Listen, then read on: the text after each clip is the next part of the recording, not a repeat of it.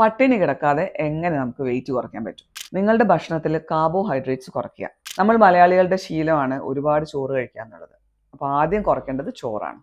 നമുക്കൊരു കപ്പ് ചോറിൻ്റെ ആവശ്യമേ ഉള്ളൂ. അത് ഉച്ചയ്ക്ക് മാത്രം അല്ലെങ്കിൽ രാത്രി മാത്രം ഏതെങ്കിലും ഒരു സമയത്ത്. അതിൻ്റെ കൂടെ നിങ്ങൾക്ക് വേണമെങ്കിൽ മീറ്റ് കഴിക്കാം, അല്ലെങ്കിൽ ഫിഷ് കഴിക്കാം, വെജിറ്റബിൾസ് കഴിക്കാം. ഇതൊക്കെ കഴിക്കണം, അതൊക്കെ ഇൻക്ലൂഡഡ് ആയിരിക്കണം. പക്ഷേ കൂടുതലും വേവിച്ച് കഴിക്കുക. ഫ്രൈഡ് ഐറ്റംസ് കുറയ്ക്കാൻ ശ്രമിക്കുക. ആഴ്ചയിൽ ഒരു ഫ്രൈ അല്ലെങ്കിൽ മാക്സിമം 2 ഫ്രൈഡ് ഐറ്റംസേ കഴിക്കാൻ പാടുള്ളൂ. ബ്രേക്ക്ഫാസ്റ്റിന്റെ പോർഷൻ കുറയ്ക്കുക. നമ്മൾ 4 ഇഡ്ഡലി കഴിക്കുന്ന ആൾക്കാരാണെങ്കിൽ 3 2 ആക്കി കുറയ്ക്കുക. ഫൈബർ അടങ്ങിയ ഭക്ഷണങ്ങൾ കൂടുതൽ കഴിക്കുക. വെജിറ്റബിൾസ്, ഫ്രൂട്ട്സ് ഒക്കെ കൂടുതൽ കഴിക്കുക. ലിക്വിഡ് കാലറീസ് കഴിയുന്നതും കുറയ്ക്കുക. ജ്യൂസുകൾ, ബോട്ടിൽ ഡ്രിങ്ക്സ്, ആൽക്കഹോൾ, പിന്നെ ഫാൻസി ആയിട്ടുള്ള കോഫി ഡ്രിങ്ക്സ് ഒക്കെ കുറയ്ക്കണം. നമുക്ക് ഇഷ്ടപ്പെട്ട ഭക്ഷണങ്ങൾ ഇടയ്ക്കൊക്കെ നമ്മൾ കഴിക്കണം.